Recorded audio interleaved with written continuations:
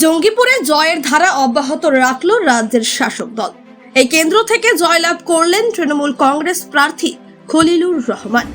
জঙ্গিপুর লোকসভা কেন্দ্রে মূল লড়াই ছিল কংগ্রেস প্রার্থী মুর্তজা হোসেন বকুল বিজেপি প্রার্থী ধনঞ্জয় ঘোষের সঙ্গে। ত্রিমুখী লড়াইয়ের শেষ হাসি হাসল খলিলুর রহমান। বিশাল ব্যবধানে জয়লাভ করার পর প্রেস মিট করলেন খলিলুর রহমান। তিনি বললেন যে জঙ্গিপুর লোকসভা বাসীদের সাথে সেই রকম ভাবেই সাথে থাকবেন যেমনটা আগের মতো ছিলেন। প্রত্যেকটা কাজ করবেন জনগণের উদ্দেশ্যে। তিনি আরো বলেন যে আজকের এই জয় জঙ্গিপুর লোকসভা বাসীদের জয়, আর সেই কারণেই তিনি এই জয়কে জঙ্গিপুর লোকসভা বাসীদের প্রতি উৎসর্গ করলেন। উল্লেখ্য, কখনো বাম কখনো কংগ্রেস ঘুরে ফিরে জঙ্গিপুর লোকসভা কেন্দ্র হাত বদল হয়েছে এই দলের মধ্যে। 2019 সালে প্রথম ঘাসফুলের দখলে আসে মুর্শিদাবাদ জেলার এই কেন্দ্রটি। বিজেপি এখনো পর্যন্ত সেভাবে কামড় বসাতে পারেনি 60% বেশি সংখ্যালঘু থাকা আসনটিতে। তবে দ্বিতীয় স্থানে রয়েছে বিজেপি।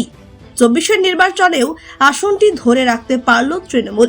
জনতা বেছে নিল খলিলুর রহমানকে। ব্যুরো রিপোর্ট, চেতনা নিউজ। অবশ্যই আমি এই জয় আমি সবটাই উৎসর্গ করছি জঙ্গিপুর লোকসভাবাসীকে। 10ই মার্চ আমাকে পার্টি মনোনীত করেন। আমি 11ই মার্চ জঙ্গিপুরে এসে আমি যে 5 বছর জঙ্গিপুর লোকসভাবাসীর পাশে ছিলাম, সেই থাকাটাতে আমাকে প্রত্যক্ষভাবে তিনারা দেখেছেন, জেনেছেন, এবং সেই বিচারের ভার আমি ছেড়ে দিয়েছিলাম জঙ্গিপুর লোকসভাবাসীর উপরে। আজকে আমি অভিভূত হলেও আমি কৃতজ্ঞতা জানাই জঙ্গিপুর লোকসভাবাসীকে যে তিনারাও আমাকে দ্বিতীয়বারের জন্য সেই দায়বদ্ধতা আবারও দিলেন। যেমনটা আমাদের নেত্রী এবং আমাদের নেতা অভিষেক ব্যানার্জি আমাকে দ্বিতীয়বার মনোনীত করেছেন।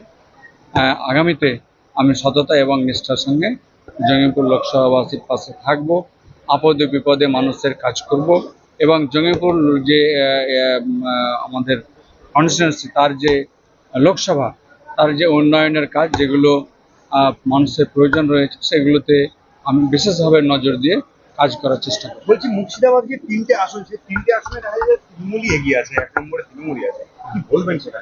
এটা তো আমার খুব ভালো খবর।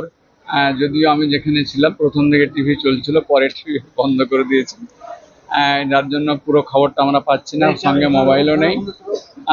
এটা খুব ভালো খবর আর কি, খুব ইতিবাচক আমাদের মুর্শিদাবাদ জেলার জন্য, যে এভাবে মানুষ ম্যান্ডেট দিয়েছে, যে যেভাবে দায়িত্ব দিয়েছেন।